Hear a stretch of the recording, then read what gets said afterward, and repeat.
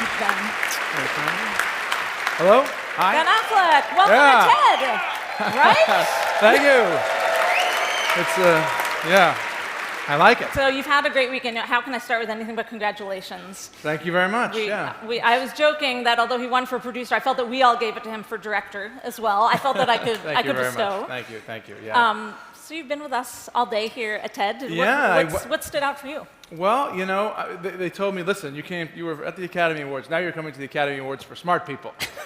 So I thought, okay, all right, I better get it together. Right. I don't know if I'm that smart, but I'm Academy Awards smart, but I showed up and I had a chance to watch some of the previous talks, which was really exciting. There were a lot of extraordinary people.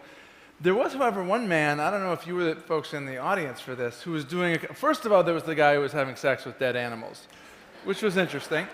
And then edifying. Don't let that out if you want to hang on to the Smart People Academy Awards. And then there was a guy who polled the audience and wanted to know how many of the men in the relationships felt that their wife was much louder than they were in the sack during sex. It's a good question, not often asked. No, it's true. And every single man in this audience was like, yes, yes, way, way louder than me. Which made me think, not only are you all brilliant, but somehow you're like, every one of you is crushing it in the sack. I am sticking around here. I'm going to start polling people. We are multi-talented here. Yes, apparently. Apparently. Okay. There's a line at the smart people line. That's right.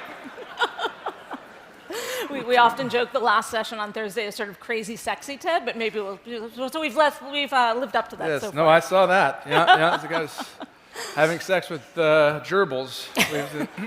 That's 2014. That's true. Right. That's right. That was a long time ago. All right. Well, Ben, it is such a delight to have you here. Thank you very much. TED, Thank you. I will leave you to your introductions. Okay, my introduction will be very brief. I just want to be clear from the start. This is not a TED Talk. I will not be interesting. I will not be funny. I will not be memorable. Nothing about this. It will be viral. It will not be particularly exciting in any way. Now that we've established that, I think this is going to meet your expectations perfectly. When I was at the, I feel a little bit like Al Gore with the headset. You know what I mean? A little like climate change is no joke. Sorry. He's not here, is he? No!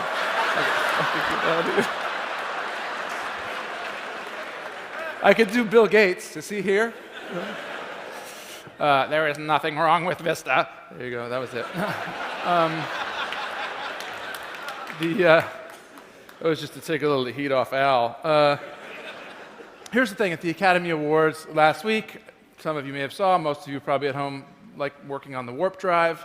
I mentioned my wife, and I said that the people that we love, we have to work on those relationships, and that's how, in fact, we show that we love one another by the time that we invest, by what we give. And I'm very lucky. I have an incredible wife, and she is engaged with me in that way. And the other thing that I work on, that I spend my time on, is Eastern Congo. Now, I don't have very long, so I'll try to be brief, but basically what happened to me was I felt like I wasn't doing enough to give back to the world, and I looked around, I found one of the most damaged, suffering places, I thought, in the world. I found that 1 in 5 children there would die before the age of 5. It was a pretty regular thing that you'd find more than 1 million people displaced inside the country. It was probably the place that you would find some of the worst gender-based sexual violence in the world, where women were raped often repeatedly with brickbats and glass and bottles and terrible, terrible things, suffering fistulas to the extent that local hospitals couldn't keep up. A place where there is essentially complete impunity for some of the 25-odd recognized armed militias, because there is no real state security sector, particularly in the East. There are a lot of things to lament, particularly that in the last 15 years, about 5.5 million people have died who otherwise would not have from conflict and conflict-related causes, mostly starvation and preventable disease. So that's 5.5 million. in 15 years, right? So that's a lot. Now, some people have taken exception to that methodology and have said, well, no, really it's, you're judging it against the wrong African country. Really, it's 4.5 million. Or really, it's 4 million. Well, how about this? Let's say it's 3 million. How about that? And we can maybe all agree on 3 million people. I'm not sure it makes it better.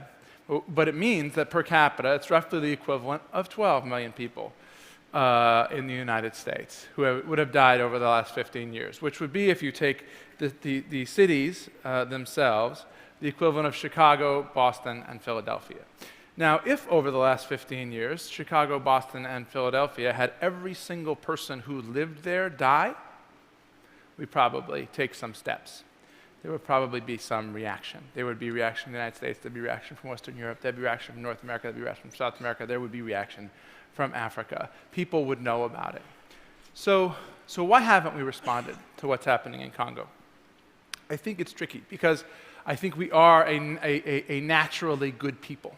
We care about one another. When our neighbor has cancer, we go over there with meatloaf. We babysit for their kids. If someone's, a friend of ours' house burns down, we take them in. We do little collection tins at grocery stores, and corner stores. We care about one another. We care about our neighbors, and we recognize the connection between all living things.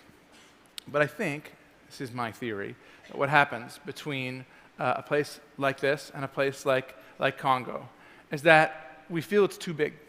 It's too difficult to look at. How do you put in your head 3 million people? I can understand one person who I know and love. I can understand my aunt who passed away. I can understand the profound pain that causes. I can't understand 3 million. I don't want to understand the way that women are being raped and violated. It's just too painful.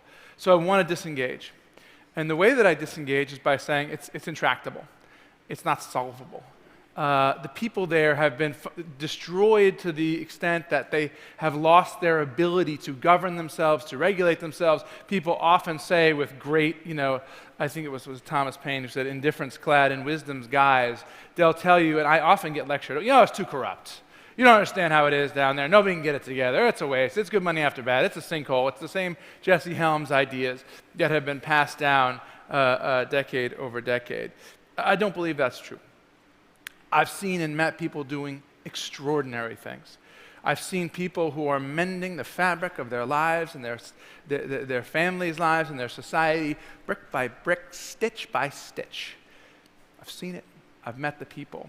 And it's moved me and it's changed my views on what's possible, on what's doable. Not only by the people who are in the midst of this terrible maelstrom of suffering and pain, but also the role that we have to play in extending a hand, which, as we all know, is the only decent thing to do. So tonight, you're going to get to see, or this afternoon, somebody else's work, not my work. And they're pretty incredible, and I hope is that when you connect with them, you'll start to see more of that hope for yourself. So here they are. Here you have it. That's the cue for the lights. There you go. The Kimbanguiste Symphony Orchestra is going to play a composition. They're from Kinshasa, from Congo, and they're going to play a composition written by the first violinist called Luba, which is basically about the tranquility of the traditional Congolese village and a desire to see that tranquility return to villages all across Congo. Please, take it away.